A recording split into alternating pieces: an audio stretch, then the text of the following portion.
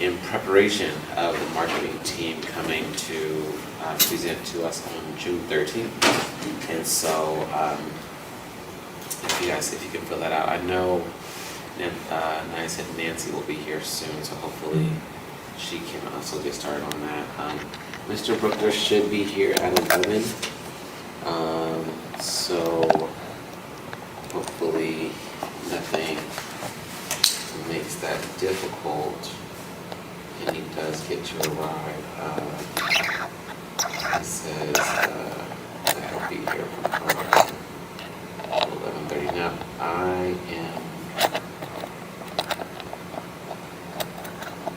I'm wondering if he actually will be here, because I do see a reservation on the calendar, but it does come up with Google Meet link as well, not just like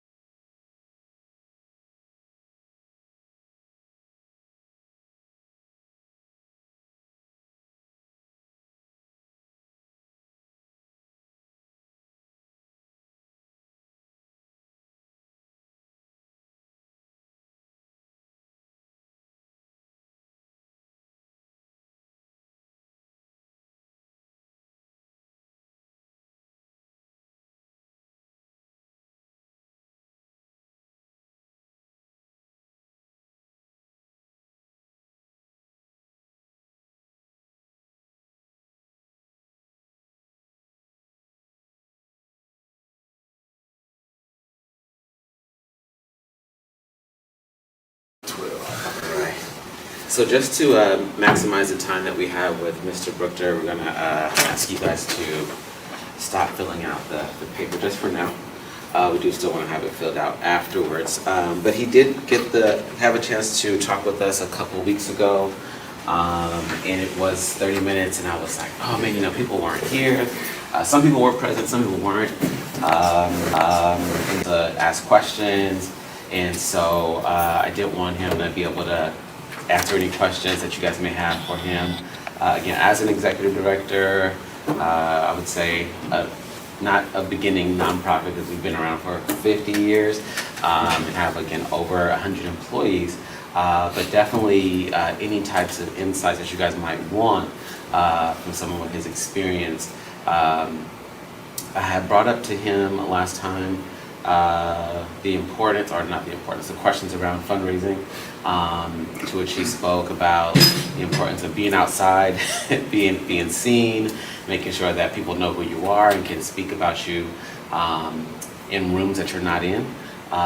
He also spoke to the importance of taking up activities at which you can possibly meet people from different walks of life and so forth. And so I know that both of us are really in the beginning stage of setting you guys' nonprofits up.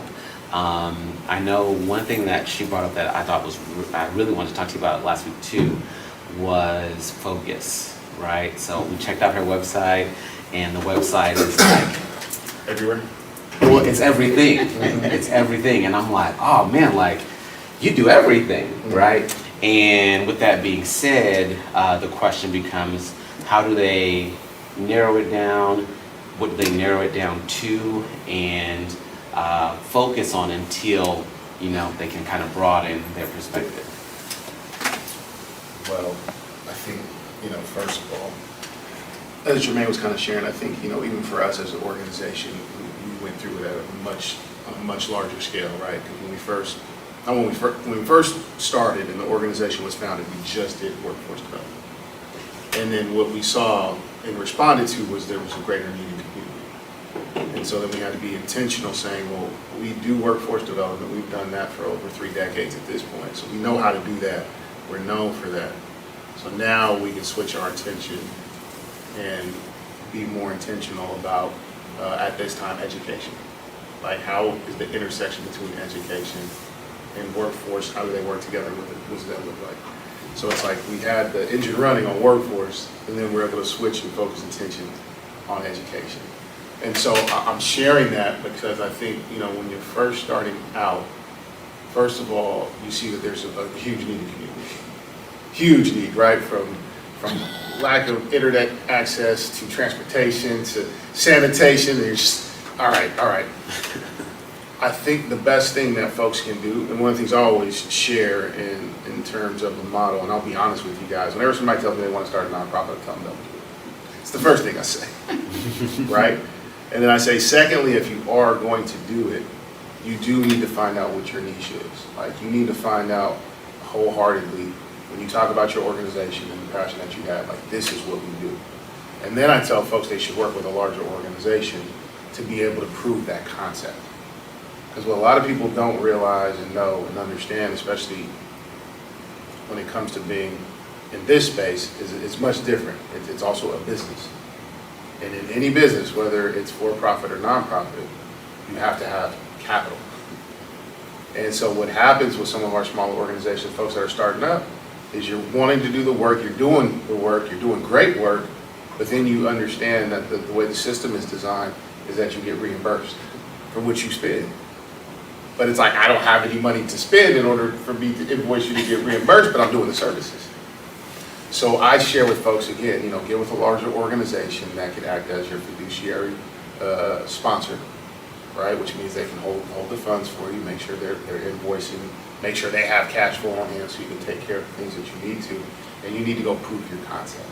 That's like number one. Because I find a lot of folks, again, who want to respond to everything that's going on, and I'm like, you're responding to a whole lot, and you're not really doing much. You want to show impact, right? So if you have 3 areas that you focus on when you're starting off, just pick one, and you got to go hard at that one. right? And prove that there's a need for what it is that I'm providing in this community. And then from there, that's when you start to grow your legs. You start crawling a little bit, right? Because the biggest thing is having capital.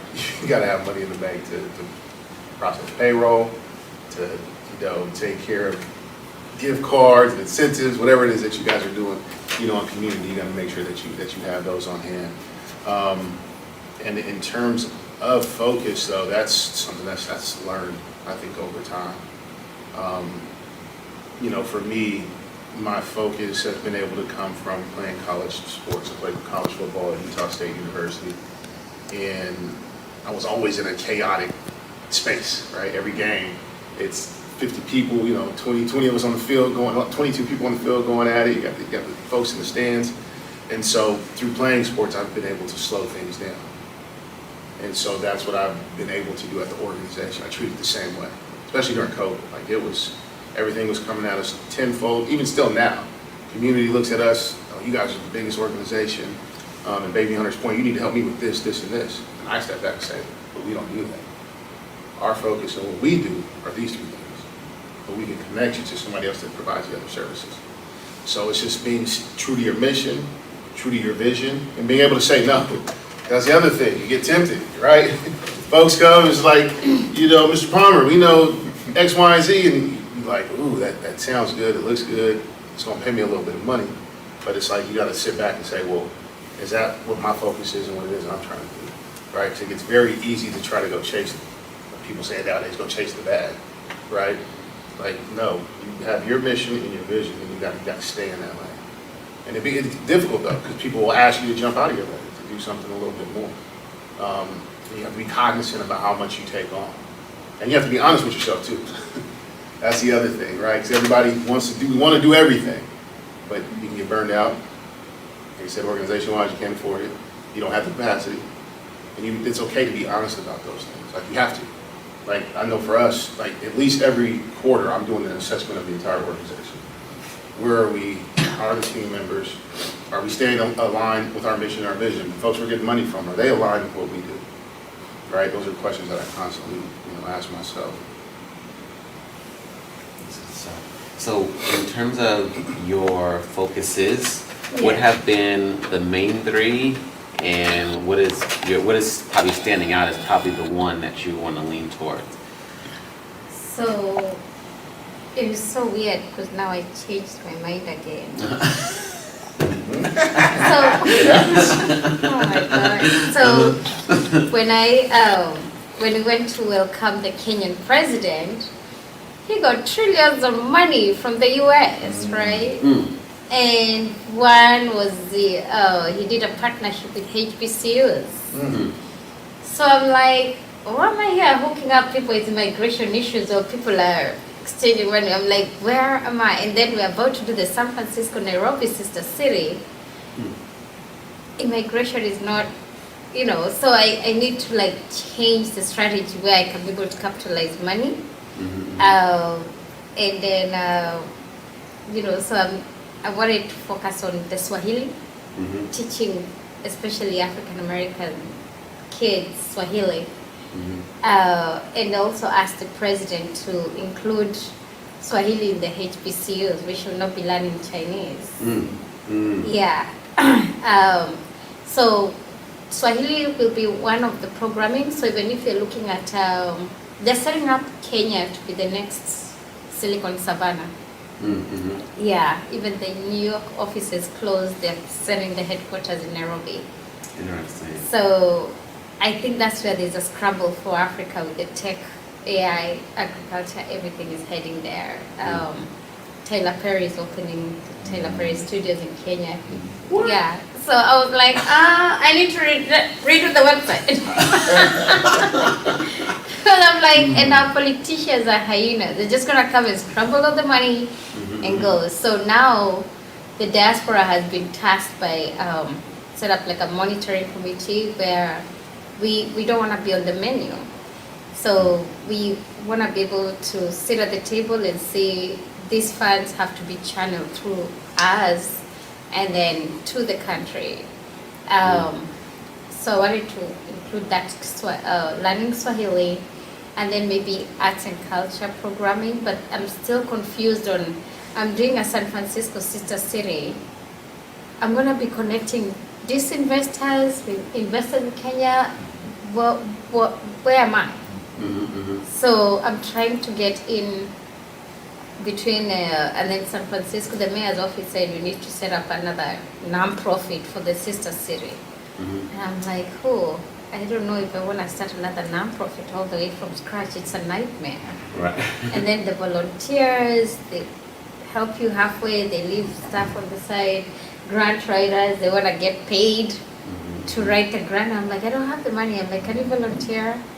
And then something like, oh, I don't have a passport. Where am I going? I'm like, okay, can you write a grant? Then we can help you get a passport with that. I can work for you full time. So I'm actually now getting, I feel like I have burnout. And then we started off with WhatsApp. We are almost 750 now. Nice. Kenyans and a lot of people send me messages, hey, I need this, I need this. So I need to get the discipline of like, go to the website, fill an intake, because again, how am I showing the impact? Yeah, and then these are Kenyans who are working for Google, Facebook, Apple. They'll write a check to Red Cross or World Vision, but they'll not write a check to me, and they're asking me for all this. I think that working with colonized people is the hardest thing. So I'm on the verge of like, you know what, why don't you just, I don't want to deal with them. Yeah. At the same time, I'm like, I have all this data. Can I just leverage it and then later on get an ED to deal with this? Because I'm tired. Yeah, I'm having burnout where we're like, even traveling around, we're doing this for you guys. You have no representation. And then the other thing is advocacy. I find more of my time doing more of advocacy. The consulates, they're not doing their job, so we just write letters directly to State House, and the president responds and fires the ambassadors. So like, I don't know what, I'm just like a jack of all trades and a master of none. I don't want that. Right. Yeah, so I want to see how we can capitalize. If it's cultural, I'm thinking of Swahili. I think that's what I was writing on my SMART goals. The Swahili, and then cultural programming where we can take folks from here, kids, adults, back home, learn about our real history, that cultural programming. And then maybe, I don't know the last one. Yeah, advocacy maybe, because San Francisco does not represent the African diaspora. Yeah, trying to set up a Bureau of African Affairs, I feel like the mayor doesn't have that global mindset. And if they do that, I think they will open up San Francisco to a global market that is so untapped with a lot of potential. So I'm wondering whether to focus on the 3 or just focus on the 2 for now. Right. Yeah. I hear that. And so when she first brought that up, the first person that came to my mind was Ms. Kingston. Our conversations were, well, just like that. And it never started as like a back and forth. It was always like, here's all the stuff that just happened. Here's all the stuff I'm going to try to do. This is what I did last week, and talk to this person about. And we're like, how do we bring her back to this, you know? And so I know it's a very relatable struggle for anyone, one, who has vision, and then 2, for anyone who has experience in doing different things. And since you can, and people know you can, and you know people who can help this and help that, then it's really easy to just find yourself just always trying to do, 10 things at once. And so, yeah, any other thoughts would be? Are you working with anyone else? I've been working for free. Nobody wants to work for free. Yeah, and that's kind of the other thing that I had to. It took me a while, and I'm with you. Like the toughest part for me being in this space is I tell people I'm trying to save the world and living it at the same time. So when I first got into the nonprofit space, I was 24, 25. time. And it was back home in Fresno, and I was working for an organization called Fresno Career Development Institute, and I was working with men and women who were coming into our community that were on parole. It was part of, at the time, George Bush was the president, it was part of the Bush Prisoner Reentry Initiative. And I'm spending time with people who have been incarcerated longer than I've been alive. And I'm trying to help these folks. Mm-hmm. But it was also this piece, when you think about the system, when they came in, each individual knew that I had $5,000 to spend on them. So they would come in, you got $5,000. They already knew this and that, right? And I'm like, I'm trying to help. I don't know where this $5,000 number came from, but you're right. You know, I do have it. But even that sense of, I don't want to use the word entitlement, but this sense of entitlement and the fact that I want to keep you out of this system that continuously brings you back at an 80% rate at this point, like recidivist rate's high. Right. And they're coming in there banging on me because it's like, you have the money. I'm like, I don't have this money. Yeah. It might be sitting over here, and I'll get you any and everything that I can to make sure that we don't get you, you know, to go back. But when you talk about just being colonized and being part of these systems, I struggled when I first started. I struggled, and my best friend was a cop, so I had your customer. I had to take him back. And I go talk to the parole officer, and he's like, yeah, he paying for my boat. They're just assholes. And I was just, I was like, how am I supposed to live in this world and try to save it at the same time? So I was getting burned out when I was younger. Right. But then I realized, I said, okay, look, if this system that's designed as a nonprofit organization is doing this, it's got to be kind of like a stepping stone. So I went back to school, and I got my master's degree. What I started doing was helping men and women start their own businesses. I was like, if they have their own business, then they don't have to necessarily come to this system. Less folks are messing with them. Their focus is on this because it takes a little bit more time. And so I started trying to figure out ways to utilize what we were doing in the nonprofit space to like truly just help our folks, help themselves though. Not be contingent or rely on us, which is what they were doing, but like rely on us to get what you need to start. And then it's like teaching a man to fish, right? They came here, we cook it for you. We'll catch it, we cook it for you, you can come back. I was like, no, you're gonna come out there with us. We'll teach you how to fish, we'll teach you how to cook it, so then you can go do what you want to do versus what you need to do in terms of coming here. And so then as we moved up the ranks, I come here to San Francisco. And the reason I asked if you were working with anybody was when I got here, the ED at the time was a gentleman by the name of Derek Tolliver, who was a mentor of mine. At this time, Derek was the visionary. I was the one who implemented. So having someone around you where Derek would have these grandiose ideas about all the stuff that we wanted to do as an organization. And I sat down and was like, okay, I know that we can do these two. You gave us 6, but I know we can do these 2. And then I was the one that pulled those down and then began to implement and work with the team on how to do it. Now I'm at a space where I'm more of the visionary, but I have 130 people that help me pull those things down and implement. And so the rooted question was just really, I think being able to have space like this where you can actually talk to other people who are thinking about it and going through it is always good. And I ask if you're working with somebody else because I also think it's very difficult to kind of start, something on your own, where you might constantly struggle between visionary and trying to implement, right? And I mean, there's different strategies though. I mean, and I don't know how often you write. I love the Swahili. I actually took Swahili when I was in junior college. And we know that San Francisco's trying to bring HBCU here, right? That just came down the pipeline. So, I mean, there's definitely some intersection, but I mean, like, honestly, when you were talking for me, I immediately thought of consulting and having an actual business where you are. I'm ready for that. Like, in the middle, right? It's like, if you are this go-between, there's I think profit in that, Right. And I think sometimes being able to do something for profit can then help run your nonprofit, if that makes any sense, right? Yeah. Like because then you begin to get some capital, you begin to lay the foundation for what it is that you want to do on the not-for-profit side, right?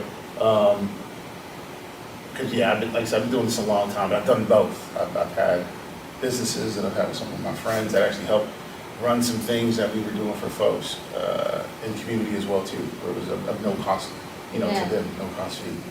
I love community work, but the brokenness, and it introduces you to a beggar, and I'm like, why am I begging for money? Well, I'm doing so much. Like, you need to be rewarded without even asking for it, and nobody is willing to do the work. So I don't want to be that sacrificial lamb. Like, I think I'm tired. I did so much breast cancer awareness, and now with this one, I feel like yeah, so I'm trying to see this someone else who I can work with and take over, because I also love politics. And as a non-profit, you can't do politics. And right now, I'm loving politics so much. Yeah. Yeah, so I better remove myself before I. So, yeah, but trying to set it up and see how. I've really been thinking about the consultancy, because right now, even when we went to the White House, all the Kenyans who had businesses really got a lot of recognition as we're doing the community work, and we are the ones who are connecting them. But then they're like, oh, she sells wine, Kamala is there, sort of, pumping the wine for the rest, and, this one is in AI, tech, whatever, and I'm like, why am I in non-profit? That is why it's called non-profit.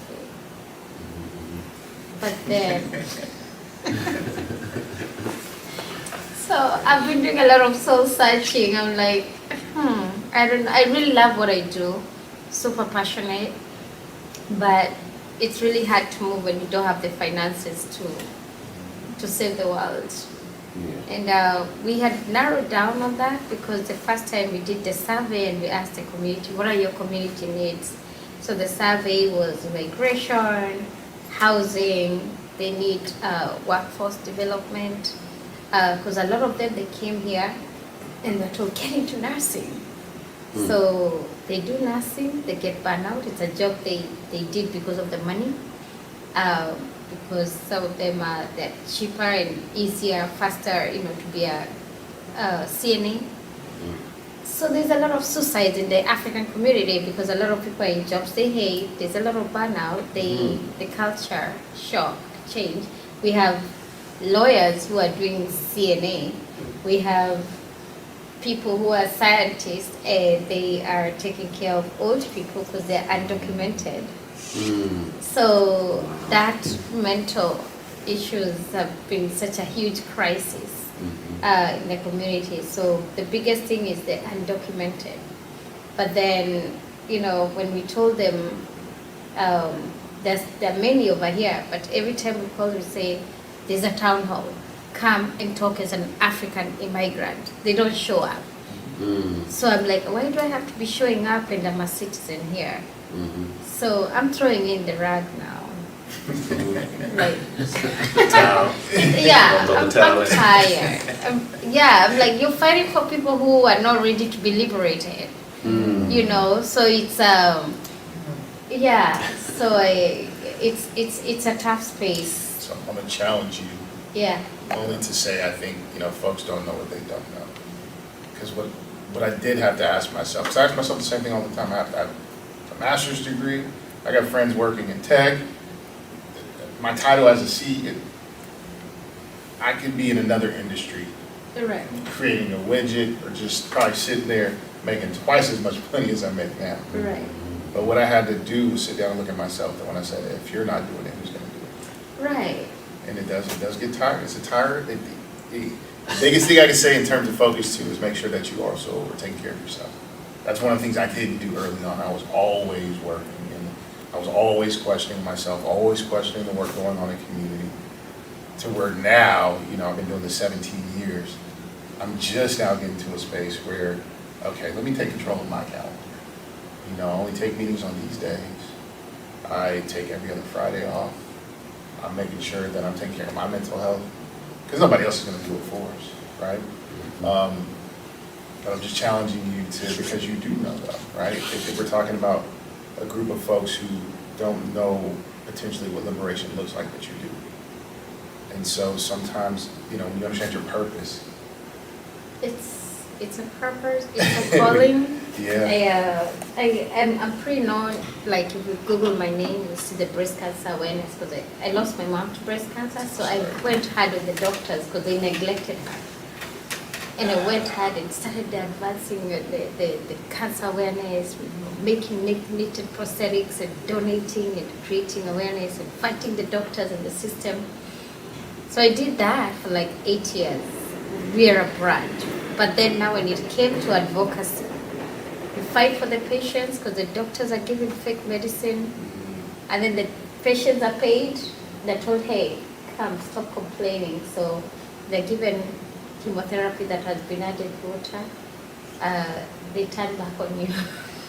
You're not helping them with anything. I was losing my mind. I'm like, really? So now I closed that organization in Kenya out of frustrations, because I'm like, why should I be doing this? All this money that I'm pumping, because I was working as a property manager at that time and doing this part-time. So the money that I'm supposed to be paying rent, because I'm not paying rent, I'll put it on the non-profit. So I've never done fundraiser. Everything that I did to put that non-profit all over where I do international media interviews was on YouTube, you know. So I get it, I finish it, and I come over here and I find myself back on the non-profit with new problems of Africans here. And now I'm like, am I crazy? Like, you know, I'm like, am I traumatized or what?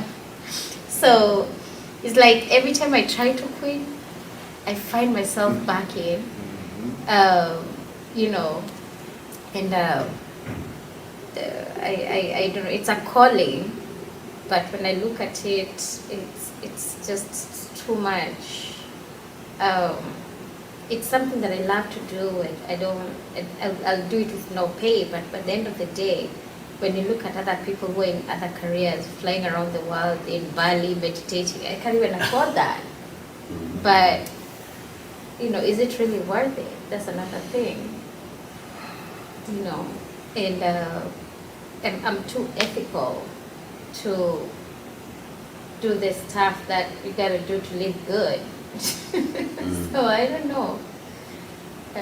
I'm really thinking about the consultancy, and you know, yeah, I'm really in a hard place asking myself. Like now, the president here spent almost 34 million with every member of parliament had a motorcade, and I'm like, who's threatening their lives here?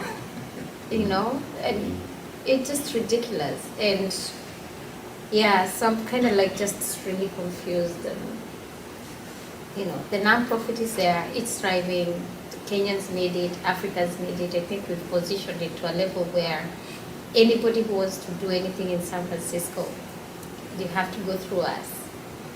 But we don't have funding.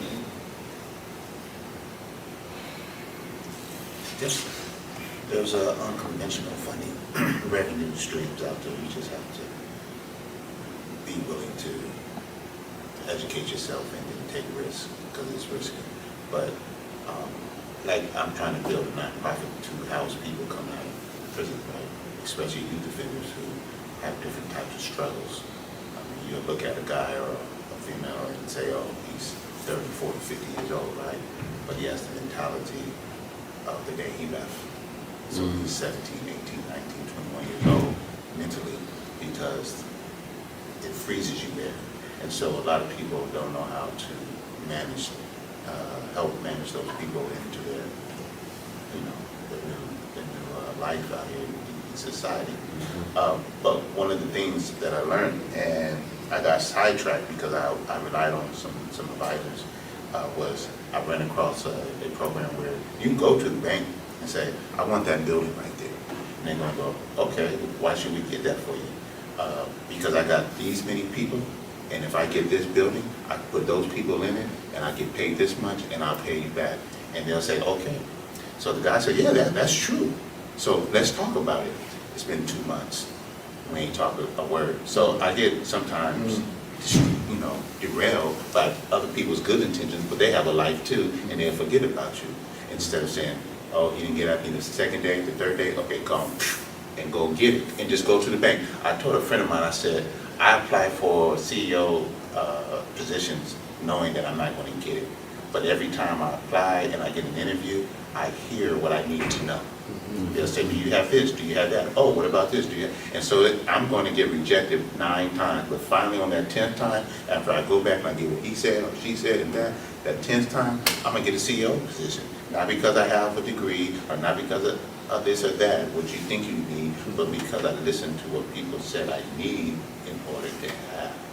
You know, and so like, I'm better at advising people. That's why I need to be an advisor and an advocate, because I can't advise myself. I'm totally not good for me. I'm not at all. I need an advisor on a wife, groceries, whatever, you know, just everything in my life I would rather have an advisor on, because I'm all over the place. I go in the grocery store and I go, yeah. I put it all in the basket, and I'll figure it out when I get home what I actually am going to do. But that's how my mind works. It's just too big, so I need somebody to narrow me. But I can narrow other people's mind, because I can see you.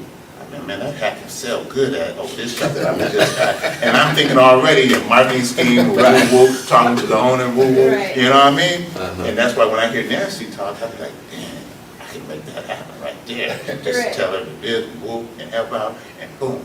And so, you know, like, you know, I'm talking to him, I'm like, man, you know, I need some help. And that's why I'm here today, you know, to find out how to narrow me, how to be able to manage myself, and then just pick up on what everybody is saying in order to help me, you know.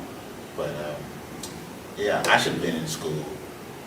Like, someone asked me, what would you do if you can do it all over again? Because I've been released from parole, all the charges been dropped, and everything's good. And I was like, once I went to All of Us at None and went to a policy fellowship and communication fellowship, at that time, I should have went right back to school, because they told me, and there were people there who would have walked me through the process, and I would have had probably a master's degree right now, you know, and that would have solved 80% of my problems. I, with a master's degree, can walk on almost into any door and get what's inside of that room.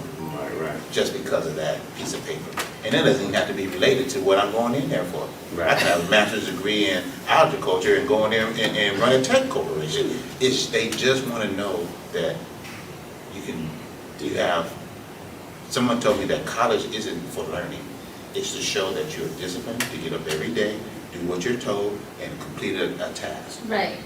And the higher your accomplishment means, you stuck into more, you was able to handle more, that's all people really want to know. Can you handle it? You know, I don't, yeah, I mean, I don't have a degree, and I solve a lot of issues.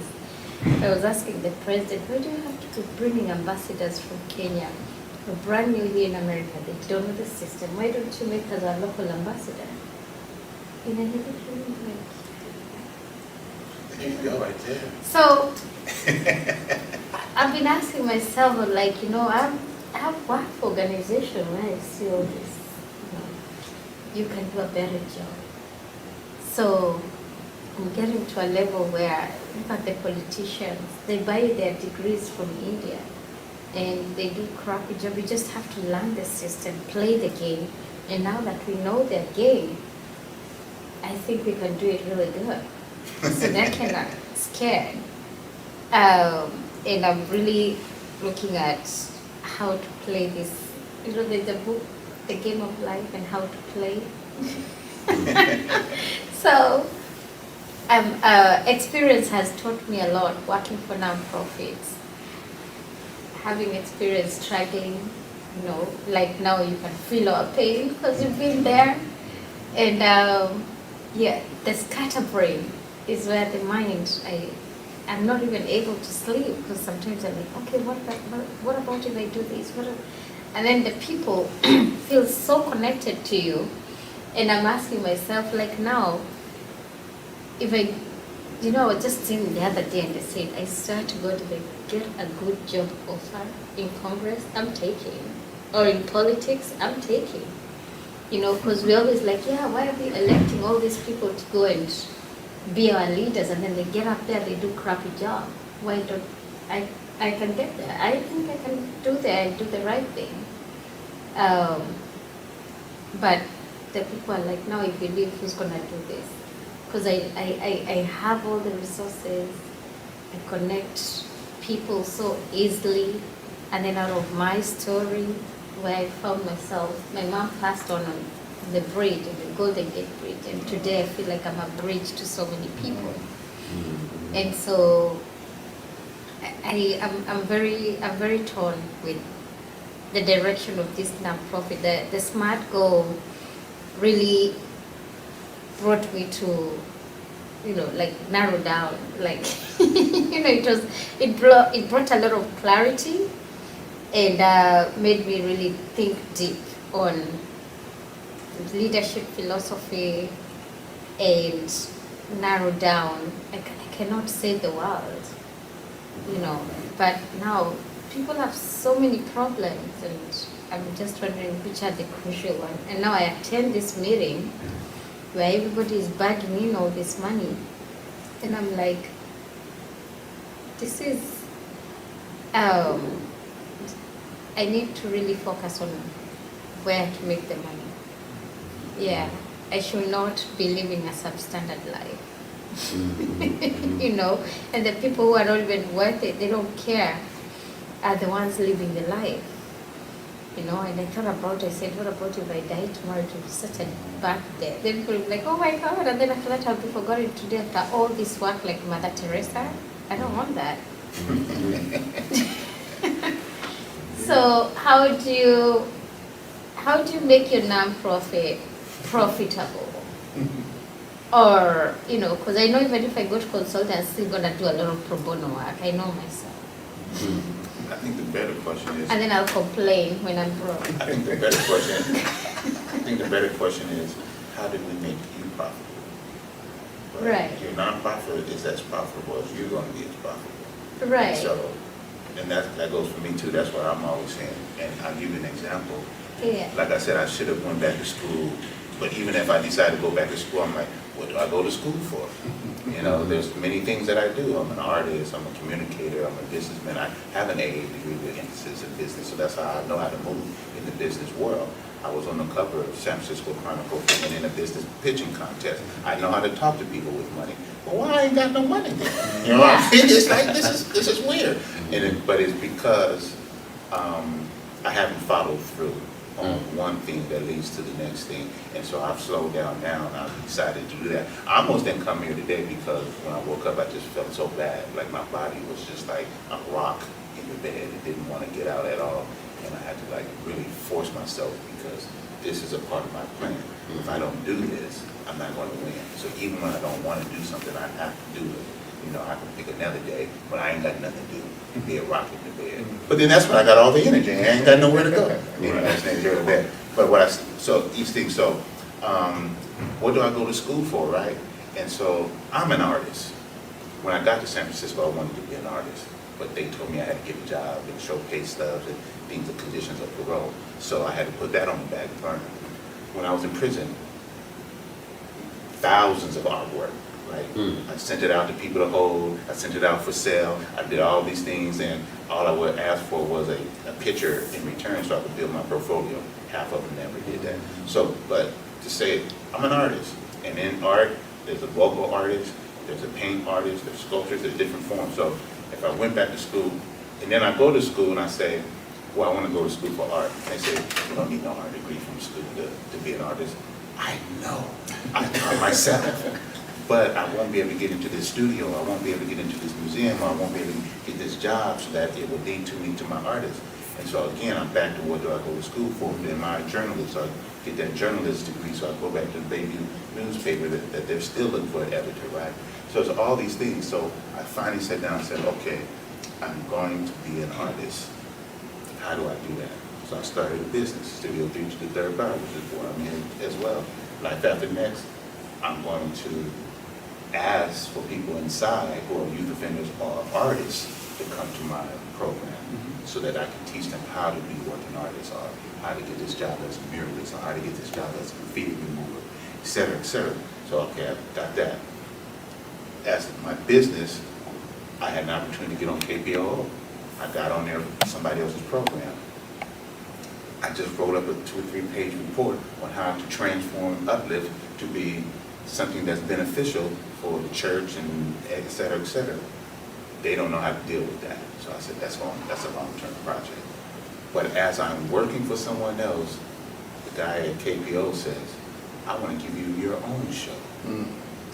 I said, I take that. It's not paid, but now I can do with the show what I want to do. And guess what? I've been interviewing artists and politicians, because I do like politics too, but I've been dealing with artists. Guess what happened? An artist just called me and said, would you be my manager? Just because I interviewed him and highlighted him. And then I'm with Io Graham, the phenom 17-year-old from Oakland saxophonist. His dad loves the way that I interviewed his son. So I said, there's my niche. It's telling me right in my face, right? And so I'm going to use my radio. I'm going to be an artist. I'm going to do graffiti. I'm going to do murals. And that's it.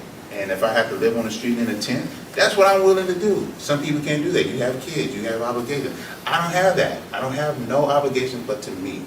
Like really. Like I don't have to feed nobody but me. I don't have to clothe nobody but me. I don't have to house nobody. So I'll take a tent. We'll get out there if I have to. Where's the memory cardboard? I gotta upgrade a little bit. I can't do that with any cardboard. I gotta have memory cardboard. But anyway, I got a joke. But that's what I'm willing to do. What am I willing to sacrifice? Which is a whole bunch of this other stuff that I've been doing. I've been learning to say no to and apply myself directly to only the things that are going to promote and benefit me as an artist. And that's what I'm doing. And I think, I appreciate that. Well, I got to run, but one of the things I hope that you heard, and it's also even something that we're doing at YCD. So we're a nonprofit organization, but we designed and built a social enterprise, which is a business. So I designed and built a business for people who have been formerly incarcerated that we have a very difficult time finding jobs for in the atmosphere. Like a reentry program? But it's not even a program. I created a business, and I said, if you go through our training program, we will hire you into our business. Oh. So what I'm sharing, and what Will is sharing, is you do consultancy, right? If you do consultancy, you can still have your nonprofit organization and have the consultancy help feed the nonprofit. And I think that's where sometimes, because again, in a city like San Francisco, where we have a lot of resources from the city and county, and the amount of people that come here, the tourism, the taxes. Right. And so that's why a lot of people, most people I talk to say they want to start a nonprofit organization, and then they say, I just want to get money from the city so I can go run and operate. And I share with them, as an organization where 83% of our funding comes from the city and county, you have a lot of restrictions, a lot of reporting, a lot of geo-fencing with that funding that you have, because they get it from the federal government. So there's a lot that goes with it. You need to be able to diversify your portfolio so that you can have funds to do some of the things that we know we need to do for our folks. And if you can fund something yourself, that's even better, right? If I'm taking my talents, because this is the other nugget too, I found over time that most people will fund and give money to people that they know and they like, and people who are fiscally responsible with money, right? You do what you say you're going to do with it, and I like you this, you can keep coming back. It's really that simple. It's like, I've got 2 degrees, and when I went to school, what I learned how to do was talk to people from other parts of the country. I learned how to drink alcohol. And I learned how good I was at playing football. Yeah. And then when I got my master's degree, I was like, these are all the things that I think about. These are things that I'm already doing. Yeah. But now you're putting a theory behind it. You told me that this white man called that this. And it's like, okay, cool. Such and such theory. All right. But this is just how I already think and how I move and how I operate. And so, and what it also does, or what it also has done, as I was talking about my mentor, when I got my master's degree, I was like, I didn't learn anything. I was around people who were like-minded, and I was in a structure for 2 years of, doing homework online, going to campus once a week, and going to work every day. So like I was learning how to be more routine. And when I got done, I generally didn't even tell people, because I didn't feel any different. I didn't feel like a master. And when I came to San Francisco, though, when I got my business card, my ED, my mentor said, why don't you put your letters behind your name? I said, because generally I don't want people to know, but too, I don't. So it doesn't mean anything to me. And he said, let's put the letters behind your name, And when we go out and do some networking, I want you to see how people react when you give them your business card. And this is, I was 27. And I remember I went to a session, a networking event. There's only two, three folks of color in there. I'm having conversations with people, and oh, he's a cute little guy. Yeah. And then, but after conversations, I give them my card, and they're like, "Where'd you get your master's degree from?" Now you're talking to me completely different. Whole different conversation. A whole different conversation, right? And that was mind-boggling for me. That's when things just kind of shifted. You know, and education in the formal sense is not for everybody. But folks that it is, or they've enjoyed it, you know, I try to push for it because it's just viewed differently, you know, by the rest of the world and society. Not saying that you need that to validate, you know, who someone is and the work that you do. I'd like to ask you a question. Of course. When somebody tells you they got a master's degree, how do you respond to it?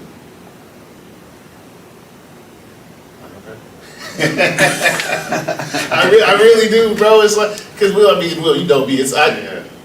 I think if anything, I think in all honesty, I guess it makes me revert back to what I went through to go get my master's degree. There you go. To your point, it's like, okay, this is someone who went through a 2, 3, 4-year program, just like I did, right? That's immediately, I think, probably the first thing I would think about. And if nothing else, I know you can probably get the job. Yeah, for sure. And then you start getting different levels. You get those people, you know, I got an MBA from Yale. Right. You want them just to say, hey, this is my friend from Yale. Hey, you know what I mean? Like, sometimes it's just like that. And that's what gets you in the door. Yeah. And like, I follow behind him. Where you going? You going there? Can I just ride with you? And no, because his degree, his title gonna get us in. Yeah. And then they gonna look at me like, oh, you with him? Yeah. And then I'm gonna good. get a crumb. He gonna get the steak. I'm gonna get the fat. You know, whatever we got to do. You know what I mean? I used to be like that, but think about my former boss, James Pingola of Elagio. He doesn't have a high school degree, and he taught me so much. Yep. Uncle Snake? Yeah. But he got a whole bunch of other degrees. Exactly. In life. He got a whole bunch of Once other again. degrees. Yeah. So I didn't know him at first. he gave me a lot of insight. Thank you very much. Of course. We need a lot of guidance. No, and you know, we're always here. Like I said, these are just one of the biggest things too that I'm also understanding when I get to talk to the rest of my colleagues is because I don't sleep much. I went to bed this morning at 3. I'm always just constantly thinking, but there aren't groups for us to be able to just sit down and have like a real dialogue and conversation about these things we think about, these hurdles that we're coming up against. Right. And so I've been trying to design and build, you know, director groups for folks of color. Because I think that's the other thing, you know, when you're really just talking to yourself, we have self-doubt, how do I stay focused? I'm like Will, I can't even go work out by myself. For some reason, unless I know somebody else is going to be there. And 9 out of 10 times, they don't even have to show up, but the fact I know they're supposed to be there, I'm not going to be the person to not be there. But when it's just for me, I'm not getting up to go lift or run nothing, right? And so, you know, being able to have folks hold each other accountable and just being able to hold space to where we can just talk like this. Yeah, I'm a Republican. Okay. And I'm here welcoming Trump next week Okay. to San Francisco. You are? He's coming to San Francisco? Yeah. Oh, wow. So anyway, I find myself in groups of very rich Republican investors, and we're talking about, actually that's the only reason, it's more of business mindset and Yep. policies, Yep. other is everything else Democrat. So they are willing to sponsor. I got like very interesting investors who are into social enterprise, like for nonprofits and whatever. So for the program that you're talking about, the reentry, I think I have someone. There's a guy who trains nonprofits to help people own real estate and advocate or something. And he's an investor. Yeah. So we connected, and he said, "Wow, I wish I had something that he's willing to work with." So he said he's doing a pilot program in cancers, and he's been helping a lot of black nonprofits take over, you know, like the way because of gentrification. So I think it's a very good program for the Black community taking over the real estate. Yeah, get the permission to Jermaine. I mean, So yeah, most of the people in philanthropy don't look like us. Right. So, so I also the other thing, Jermaine, is maybe helping us. We usually like network, and especially when they go to like these spaces, how to ask for the money. yeah. And it's interesting, right? Because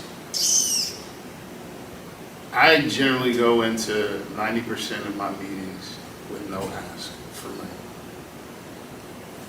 But it's because I understand and know what we do is a proven concept, right? I mean, we've been doing it for 50 years. Mm-hmm. Now, there's also a part of me, because we've been doing it for 50 years, if we were doing 100% of what we were paid to do, we shouldn't be here, right? If everybody, if the workforce development is what we do, every single person in Baby Hunters Point should be working. We shouldn't be here, which is why we also now do education and build housing, right? But I don't go in with ask. I go in to tell the story of an organization that has been in the underserved community for over 50 years, to the point where they're just like, oh, the challenge we've been trying to solve is with the work that they're doing. And then they'd be like, all right, well, how much do you guys need? Right. Right? So it's like, that's just, and it's just, but that's my personality though. Like, and I'm self-taught at it. I didn't go to classes or school, or people don't tell me how to negotiate. I just understand the product that we have as an organization and what we deliver. Mm-hmm. And then I work with the finance team, I work with the team that they're like, you know, well, we need $1 million to execute, you know, and then they give me the numbers. And I have that in the back of my mind, but I just go in there and talk about the organization and the work we do. And have them feel as if, like, why wouldn't I fund them? I just need to know how much to give them. Right. And that's the point in which I try to get to, Mm-hmm. right? I'm really, and as Will was saying too, it's about that relationship. I also go in, and 8 out of 10 times will tell folks, look, everybody that you talk to today probably asks you for some money. I'm asking you guys to get invested in our organization. As a matter of fact, we'll give you a tour, come to our business mixer. Yeah. I'll spend time with a funder 3 or 4 times before we even talk about money. Because I'm like, I need you to be invested in the organization, not me, right? Because they're going to be invested in you, because it's like, you run it, I like you, you're charismatic, because I get it all, you're charismatic, you this, you. I'm like, but no, this organization is going to be here after me. Right. You need to be invested in the organization. And so that's like the bit of advice I can give, kind of in that space. But I got to run. Yeah. All right. I'll see you guys later. Thank you so much. Yeah, thanks again. Yep. That's good stuff. That's good stuff. It's bringing my mind, of course, back to the book by Rhea Wong, Get That Money, Get That Money, Honey. There is a part in, I think a big emphasis in the book is, like he kind of just mentioned, like not making the ask. The ask, he said, is literally like the last part, the last thing, but the cultivation of the relationship is huge. The getting them to understand what the organization is about, but then also get an understanding of what they're about. And saying like, well, who are you, you know? And how can we connect just based on your values, your experience, and your interests and things like that. And eventually, we'll get to that, you know, but just continually developing that relationship. A lot of it also seemed to be, like he just said, finding ways to spend time with them. Right. Whether it's a restaurant, it's an event, something that's like, we're just keeping the relationship going. Eventually, we'll get to that. And eventually, what he's getting at is they'll ask, okay, how do I help? Like, don't get me wrong, you know, I like kicking it, I like talking with you, this is great, but I know that I can help. How can I help, you know? And then you guys can have that conversation about the ask, right? But a big part of it, you know, I feel like what you brought up specifically was I see these people, how do I be able to ask them? And it's like, maybe you need to go, how do I begin to build that relationship? How do I take it to just the next level? Not to the ask first, but next level, we're in touch. I get to see them again, they get to see me again, see what I do, and keep developing that until eventually we get to that ask. Yeah. But it's, again, that book is good, so I definitely want to encourage you to check it out more if you can, or when you can, because it definitely has a number of resources in there. Yeah. So yeah, you're filling out, have you already filled it out, William? Are you done with the marketing survey? Yeah.